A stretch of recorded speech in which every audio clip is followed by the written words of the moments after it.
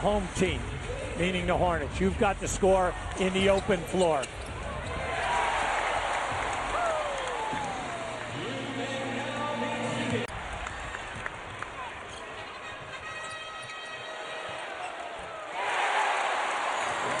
All right, thanks a lot, Dan. Mo Peterson hitting a three-point bucket as New Orleans takes a 5-2 lead in this battle between two Southwest Division rivals. The Dallas Mavericks coming in with a record of 3-1, fresh off a thrilling victory last night at home against the Utah Jazz.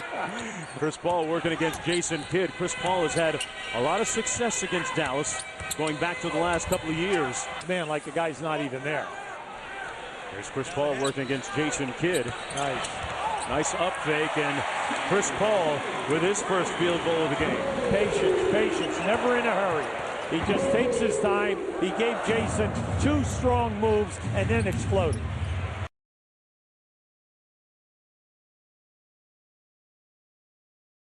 When you play with Jason Kidd, just keep moving without the ball. And Chris Paul knocks down another bucket.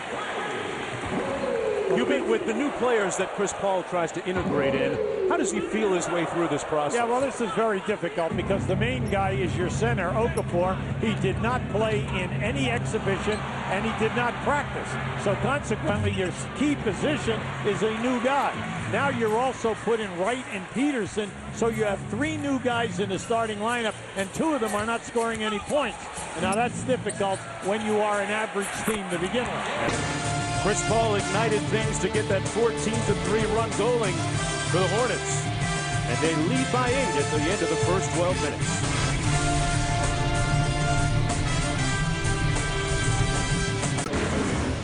I watch basketball all day, every day, and everyone always says, he's slowing down. He's not. He's not. And Jay Kidd is a guy that I know that I have to get up for. You know, he plays hard each night, and he's a tough cover for me. Not just because of age, but, you know, even if I was young, he's a quick guy. Well, Jason Kidd has been in the league for 15 years, stands third on the all-time assist list, third in triple-double, seventh in steals, and you mentioned his proficiency at three-point shooting. Interesting comparison, Hubie, when you look at the first 4 seasons of their respective careers. Well, you know, let's face it, Chris Paul is in a situation where they rely on him scoring the basketball. Jason Kidd has been surrounded with a lot of scorers during his early years in the league, and he naturally would give it up and create for other people. Chris Humphries working down low. Chris Paul working against Barea. He got away with offensive foul. Now, see, Andre, lay it down and shoot up over the top. Chris Paul extremely competitive, and folks, a chance now to Oklahoma State, Iowa State. Check your local listings on college football presented by Get past January 1st. Especially when Rashard Lewis comes back. Oh, yeah. Chris Paul with a 2-point bucket. He's got 12 now in the ball game. This guy is 5 for 6 from the field. Coming into this game tonight, he's shooting 65%, and he came into the game, he was averaging 28 points a game. Intimidating me, no doubt about it, because he got my first shot. So why not catch the ball, turn and face, and take him off the dribble, which is to your advantage. Hornets looking for an easy one in transition. Peterson and Okafor battling underneath. Especially in Phoenix, and then also moving without the ball. He's excellent. Nice feed underneath to Sangala. Averaged almost 34 a game against Dallas last year. And why not on the 3? Well, be careful here now. Terry. And that's the end of the first half. Dallas rallied to make it close. But Chris Paul's three-pointer gives them a 2-point advantage at the break. Chris Paul with a great first half, 15 points in all. And our score at the break, 50-48. 6 points. Peterson looking inside for Emeka Okafor. 7 on the shot clock for Paul. Okafor wanted the lob. Now setting a screen. Paul raising up. But Chris Paul is sizzling on the season from the field. As Hubie mentioned before the game, shooting well in the mid-60% from the field and continuing on that pace tonight. This evening. Right now, with the Hornets laying off and clogging up the lane, they're giving them the three-point shot.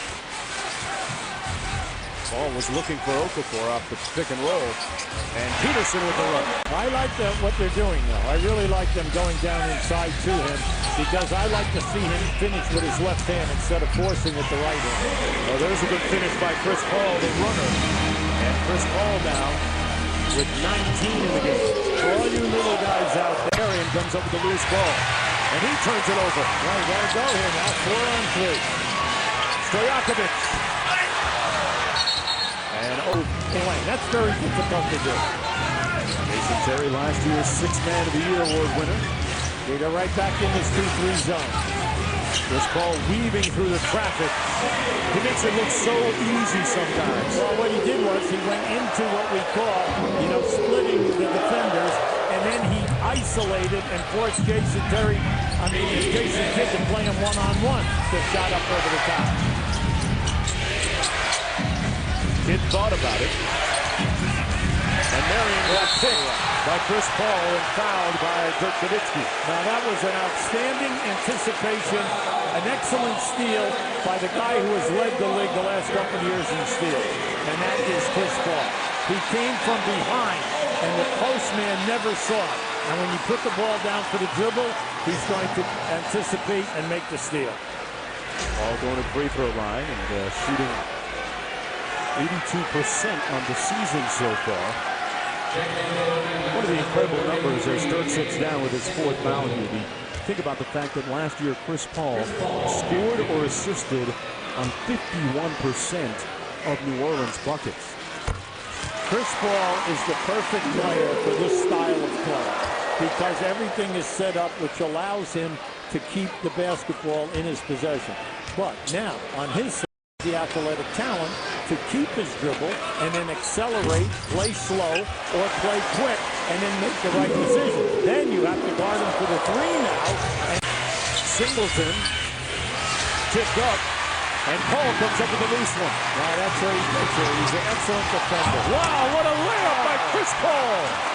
Now that is a highlight play. That should be on the highlight. That is explosion from the three-point line down. The major big step, the hop, step, and finish. 10 points, Peja from downtown, rebounded by Chris Paul. West posting up on Humphries. Paul from straightaway three, got it. Now that was his second three of the game. He's 2 for 2 in threes. On the season, he's 11 for 13 in threes. That was nothing but net. An outstanding, incendiary fourth quarter by Jason Terry. He's got 15 points. Be careful here now. You're down 5. You've got to get high percentage shots. Here's Pearl on the wing, 6 on the shot clock. Peja flopped and he paid the price for it. What else can we say about this guy? He's 3 for 3 in threes. He's accepting all under pressure. He's very upset because he still missed that he was fouled on that drive to the basket. He was looking at 4. Brown thought about it and ran some offense instead. Now, I like what Chris Paul did. See, with Dampier now, Dampier's laying back. So he's got Chris Paul. That opens up either Okafor or West on the offensive board. Ball on the wing, got a screen from Okafor. Wide open to West from the baseline. That's his spot. He's an excellent mid-range shooter. You got to set something up there. And Paul had it knocked away, quick enough to get it back. Brown for 3. He has really stepped up. They said he struggled coming into this game. Their first 3 of the period in overtime. Now you're on 4 up. Big thing right now is high percentage shots. Because if you're going to hold the clock and run it down, puts a lot of pressure on the execution. A little high pick and roll here with Okafor. Paul over Dampier, gets it to go. He knows that Dampier is laying back. So he goes wide, but Dampier plays it. Tried to double him, and sometimes there is no double team for Chris Paul. Well, see, that's a situation, once again, they use Dampier's man. Chris Paul said, I'm going to the rim. I'm just surprised that Dampier fouled. Okay? Should have laid off him, let him take the shot, go for the shot clock, but make him make the shot.